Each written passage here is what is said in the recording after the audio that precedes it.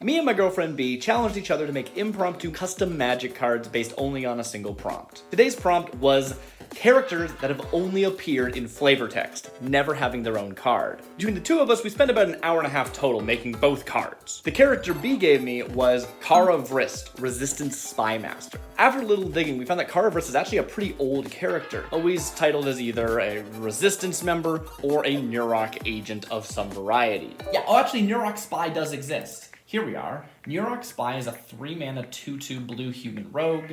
Nurok Spy is unblockable as long as defending player controls an artifact. See, VRIST is a Nurok, one of the Mirrodin human ethnic groups that have metal incorporated into their body. Specifically, Nurok are the blue faction. You might have seen a Nurok stealth suit. That's what I know them best from, because it's a really powerful common equipment that you can run in pauper decks. Between seeing her on really old cards and surviving through a lot of really horrible things from the Phyrexian, and seeing that she's still been fighting as recently as All Will Be One, there's a pretty clear image of this character forming in my mind. The aspect I wanted to focus on most for this character was the Nurok stealth suit.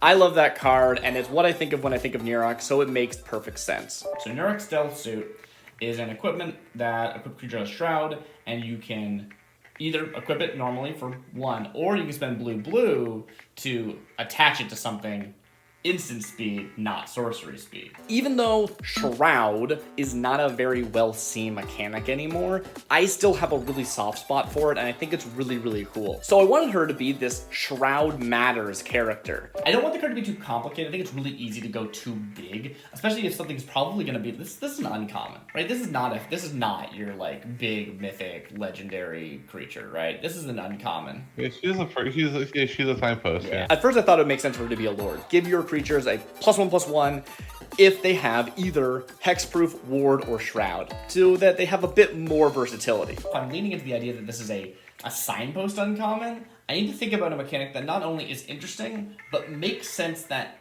would be a signpost. And maybe it's something as simple as like your creatures with Shroud get +1/+1. Like maybe they're just a lord, like a Shroud Lord. We bounced a few ideas back and forth about what would actually make sense, because +1/+1 feels a little bit not in theme. We tried when this deals damage, draw cards for a while. I think when we cut the ability that gives like the card draw, and we have that be like Riddlesmith's Brilliance or something, and it's an enchantment. I think that's the direction. Or it's like Nurok Spy Agency or something like that. Sure. Yeah. Spy Network. But eventually I went with your creatures with hexproof, ward, or shroud have Skulk. Something to let them get in, but doesn't just universally let you give your creatures unblockable. This felt really blue, but mitigated. I was really, again, aiming for this to be an uncommon, not a super powerful creature. Then, I thought it would be great for them to have a Shroud counter. We've never seen Shroud counters before, but you can assume what they do. They're ability counters that give you the keyword Shroud. Then, she has the ability to move that Shroud counter from herself to someone else. Just like the Nurok stealth suit, you can move it around instant speed. There was an idea that came up about using Shroud offensively, pushing it onto your opponent's stuff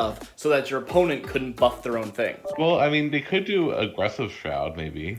You mean like putting Shroud counters on someone else so that they can't be targeted by their own controller? Yeah. I would actually love that. Which I thought was a really cool idea, but such a weird out there thing that I didn't want it to be inherent to the card. I really like that direction. I don't know how much it's relevant to the flavor of trying to embody a Nurok stealth suit. Jumping off of using it as a signpost uncommon, I think that a lot of the supporting cards would allow you to move around counters or duplicate counters in other ways. And then you could actually start spreading them out across a lot of people, or even putting them onto your opponent's stuff. I just don't want it to be inherent to this card. Something that it synergizes with instead of it just being already bundled. I think that the pitch is VRIST, Resistance Spy Master, is a legendary creature with VRIST, Resistance Spy Master enters the battlefield with a Shroud counter.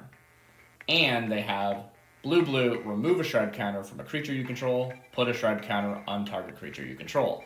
And the idea of the card is that it would be a signpost uncommon in a set that has Shroud payoff or hexproof ward Shroud payoff. So things that care about your creatures having those things, so that not only does this hand around the Shroud counter to protect your team, but it also allows you to activate those other ones in the that you could possibly be drafting for, right? All in all, I'm really happy with the design. I feel like it feels like a Spy Master. I feel like it feels like a Nurok. And that was the goal, and just absolutely pleased with this. With that, it was time to give B her challenge, and I went with LARREL Deep Forest Hermit, as seen on Chatterstorm. LARREL specifically mentions the Deep Forest Hermit, which is a real card. Combining the ideas of Chatterstorm and the Deep Forest Hermit, she had a really good basis to work off of. Okay, so the preliminary design, they're a creature with some power and toughness and mana cost. They have squirrels you control get +1/+1, and at the end of your turn, create a squirrel for each spell that was cast this turn. All spells or just your spells? Let's do all spells. And green can have flash, right? Let's say they're 4-mana 2/2.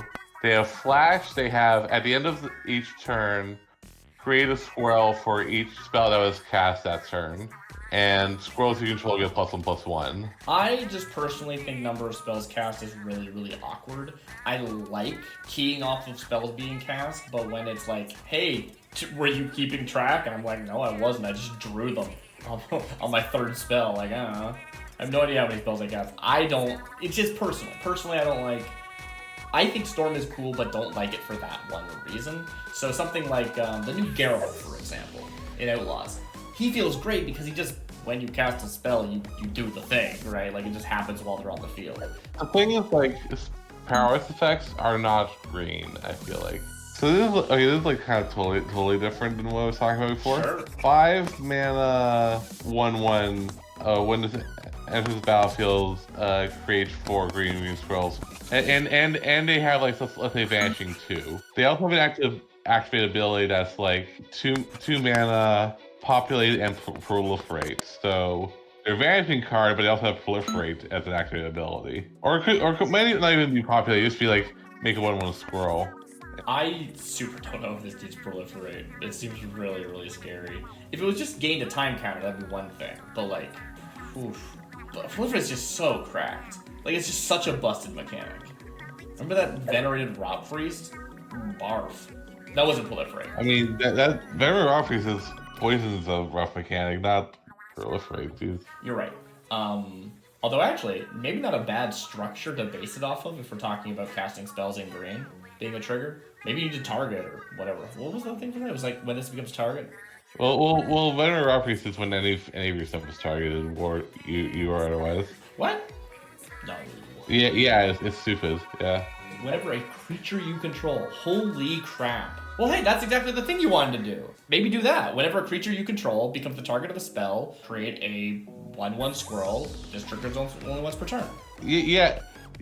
Okay, so here's the final card I want. She has Vanishing 1, trophy control get +1/+1. For LARREL Provoked Hermit, enters the battlefield, or one or more creatures you control become target of a spell. Creates 2 green creature tokens and proliferates. This ability only triggers once per turn. I wonder, because the thing with this is it feels very, like, straightforward. Like, because it's really clear the sort of ceiling of the card, it doesn't spark the imagination.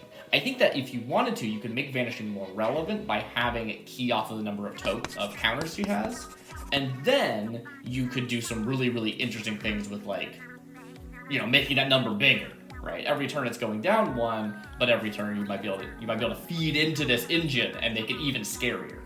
Yeah, actually, that's a good point. So yeah, you can do when she enters the battlefield and the first time a creature becomes targeted. I mean, she has the 1/1, so like having her punishment for targeting her, like immediately removing her, might be good. Yeah. So it can trigger twice. The thing is, it's only ever going to trigger twice if you are triggering the ETB and the triggered ability, right? Yeah, which I think, and if it happens, she probably just got removed, which is like you need some compensation. So yeah. Well, hold on, let me just do a final read. Whenever LARREL enters the battlefield, or one more creature will be the target of a spell for first time. I think it can be each turn. I don't think it has to be your turns anymore. Okay. Yeah. Okay. I like it like this. Yeah. Looks nice. It looks like a nice card.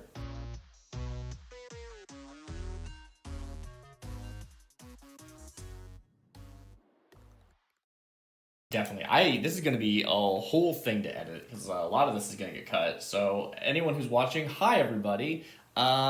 We've been talking for an hour and a half approximately.